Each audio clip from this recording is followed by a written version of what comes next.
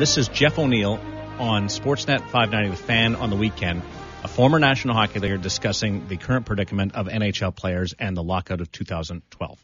I feel bad for the guys that are sitting out. At the very end of the day, I don't see how the players sitting out can really benefit anybody. I know they want to try to make a stand, but at the end of the day, I think the owners are the guys that write the paychecks, and they'll sit out for as long as they want. I definitely do not think they will ever be the first ones to flinch. I know from going through it, it's just you sit out a year, then you just take what they want. So why did you end up sitting out? I don't get it.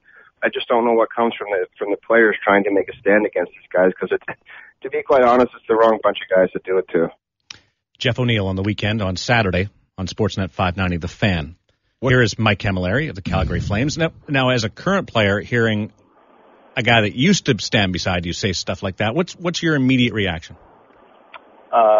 I'm a good friend of Jeff's, and my immediate reaction is that Jeff definitely says what's on his mind, and I think he's the kind of guy that might change sometimes. So if he was feeling that way that day, that's what you're going to hear from him. And if the next day he was feeling a different way, you would have heard probably a different sentiment. So you got him at the right or wrong time, at the right or wrong place, depending on how you look at it. And you know, Mike, I listen to those, and that's the first time I heard it, and I just say it's no different than Mike Modano, that for Jeff to sit there and say at the end of the day, you're going to just get a bad deal is not right. It's not factual.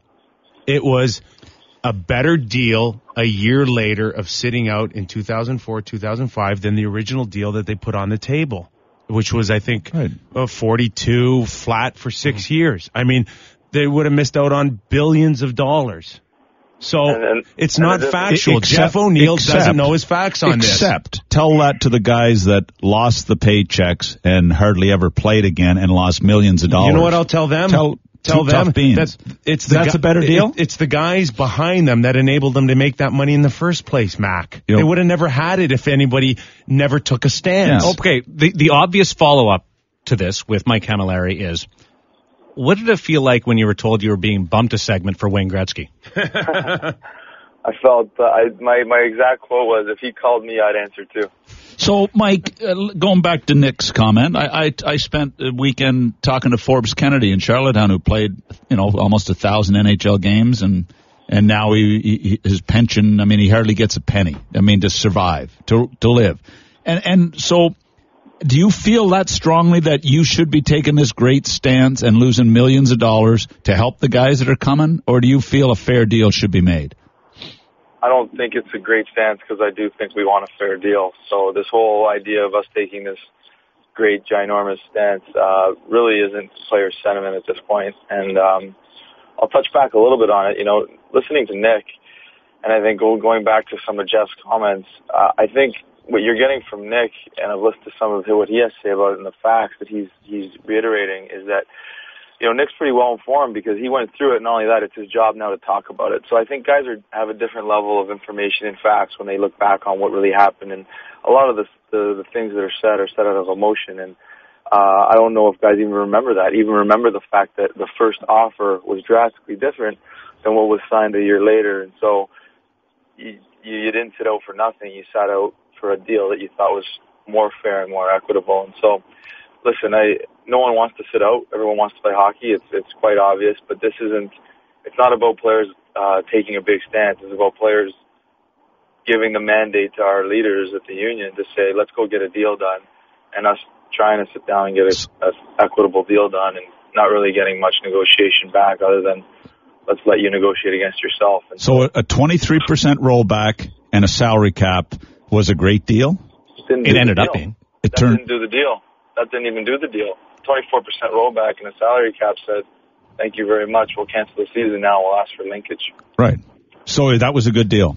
So looking today, how do we fix this? We've got, and Wayne Gretzky just said it, 10 teams losing drastic money in the NHL. I guess it's better management. I guess it's move franchises. How do we fix this? And I don't think it should be all on the players' back. Don't get me wrong. I don't think it should all be on the players' back here. But how does this get fixed without more blood being spilled here? So here's a I guess a different view on it. So the proposal that the union put together was one that we thought addressed a lot of the issues that we were told were issues, especially those with small market teams. And I would be surprised if it didn't help 20 plus teams in the league, that proposal, and make for a healthier league. So that's kind of where we were going with it. We were trying to come up with a solution to the problems. The other side of it is, you say you're not, Doug, and I trust you, but the way you word that does seem to put a lot of onus on the players as to the health of these leagues and the business decisions made. Well, and the word partnership gets thrown around a lot, but in most partnerships, the partners have say in these kind of decisions. It clearly isn't that. So, where does that responsibility lie really becomes a question. I mean, if your employer, anybody out there, I know it's a hard thing to relate to because people look at the dollar amounts, and I understand that. We're all very fortunate. But if your employer were to say to you, this year my company is going to make $10 million, and if it only makes $8 million, I'll just take the other $2 million from all my employees' salary. That's how escrow works, and that's the business we're in now. So we're trying to come up with a solution and get something done. I don't have the answer. Or I'd tell Don and we'd be playing now, but I'm just trying to wait the course. But if it's a real partnership and a team loses $20 million, some of the partnership divvy up and put money in there too. So it's a two-way street. It's not just for you guys simply want to talk about all the teams that are making a ton of money. There's a lot of teams that are losing a ton. Well, the players suggested they wanted that money put into revenue sharing. Right. So to be fair, our first proposal. Well, if it was such a great, why did the NHL totally knock it out of the park and thought it was a ludicrous offer? Why did they not like it, Mike? It definitely seems to us like regardless of what we proposed, we'd be sitting in the same situation as we are now because they feel there's some leverage involved in locking the players out and going that route. Mike Cammalleri of the Calgary Flames locked out NHL player in 2012. Do you remember 2004? I was playing. I was in my third year of my entry level, so I was able to go play in Manchester, New Hampshire, and that was a tremendous year for the AHL. We had a lot of fun. So this would be the second time that you've gone through this, but you got paid during the 2004 scenario. Oh yeah, I was on a 2-way deal, so I got paid my minor league salary. Have you changed your viewpoint now that you're 30 years old and obviously at a different stage financially? Yeah, it's much, I guess, different. I think that